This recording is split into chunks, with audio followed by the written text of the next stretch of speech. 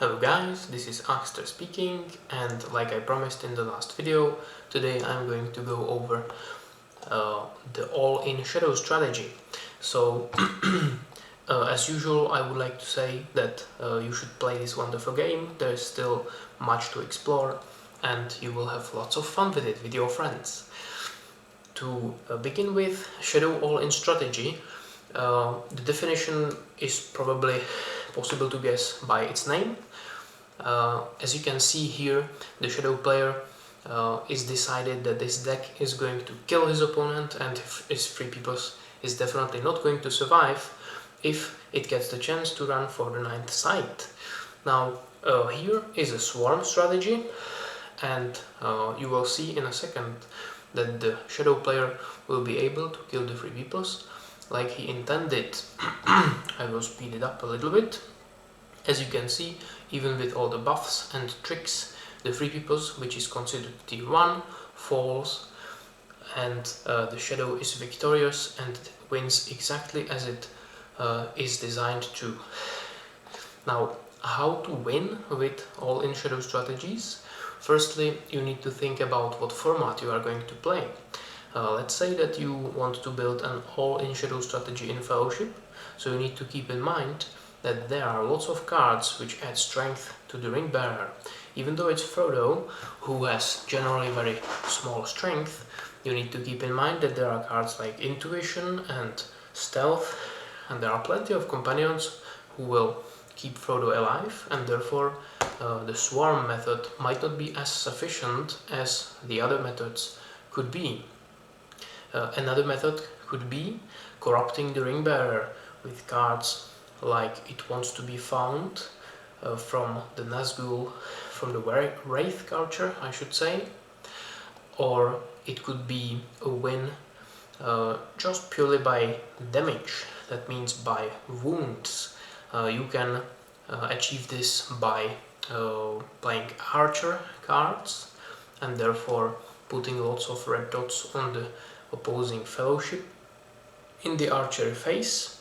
Or you can do that by simply putting wounds on companions in skirmish phase by either having minions who have damage plus X, or it could be minions who exert themselves in order to wound the opposing character in skirmish phase. And there are of course some variations of these types of all-in strategies which secure win. One important thing that definitely deserves mentioning is that you can win by certain cards because they actually say so. For example, the Irresistible Shadow says that the ring bearer is corrupted. That means if it's Frodo with 10 resistance, this card says that even if he has only 5 burdens, he is considered to have 10, or generally to be corrupted. That is another way to win. Personally, I've never seen this card work because it is generally very difficult to achieve this goal in this way. Now, we have gone through the basic all-in shadow strategies and how to secure the win. A very important thing to mention is what does the free peoples actually do the whole time? Well, in general, if you want your shadow to be stronger than your free peoples and you want to win by shadow kill, you need to support the shadow any way possible. So the first and most important thing is of course to be able to survive. So your free peoples is going to look on Fellowship something like this. There is going to be Aragorn, who can take a lot of minions before he goes down, and therefore he delays the death and he supports your shadow strategy by keeping you alive long enough to secure the win. Then you are going to play lots of cards which draw or put cards into your hand, and therefore your shadow will get to the cards which it needs way faster than it would normally have. So that is the role of the free peoples in general: to survive by any means necessary, to delay the death and secure enough time for the shadow to kill the opponent. And secondly, which is none less important, is to become a draw engine for the shadow, to get to the cards as fast as possible, to kill the opponent way faster. There is another aspect of drawing cards and killing your opponent faster, and that is that the more time you give to your opponent, the more likely he will have a solid setup which will be able to survive your shadow strategy. You want to prevent that as best as you can, because of course your goal is to kill your opponent and not to give him time to recover from whatever you are cooking.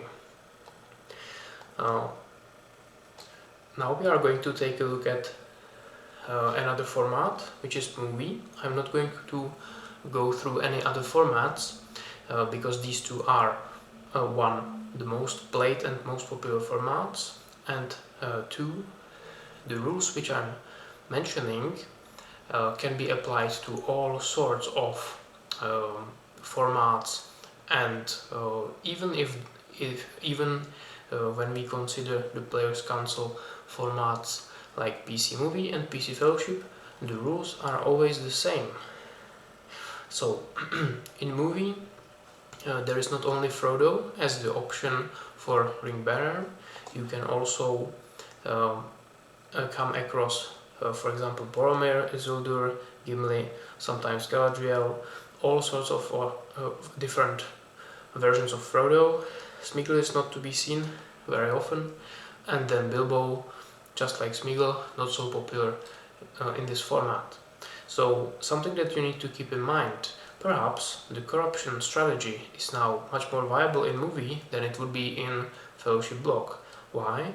Well, simply because Boromir has only 6 resistance compared to Frodo, who has 10 or 12. So that is a plus for you. Also, if you choose a shadow strategy which wins by swarm, then you need to overwhelm the ring bearer. You need to put more effort into overwhelming the ring bearer than you would with Frodo, because the alternative ring bearer is going to be stronger, or his culture is going to play cards which prevent him from dying to swarm. So that's something to keep in mind when you are choosing your shadow all-in in a certain format. And perhaps one of the last things that I'm going to do in this video is that I'm going to build a shadow all-in strategy from scratch. I'm going to comment on the cards which I select, and that will be it. So we start with Fellowship block. We select our ring bearer, we click a couple free people's cards, because the shadow is going to be more important, so we don't want to worry about the free peoples too much. The cards here are going to be just supportive. They are going to only allow the shadow to win as fast as possible. Now we go to Aragorn and to Boromir and all the classic pieces in order to survive as long as possible. There are all the things which prevent you from dying, and now we click a couple cards which allow our ring bearer to live a little bit longer. Couple of stealths, and that's it. It's a very basic free people's build which supports the shadow. We start with Grey Pilgrim, who draws a card at the start of each turn that supports our draw, and we play Risk a Little Light, which draws even a bit more than that.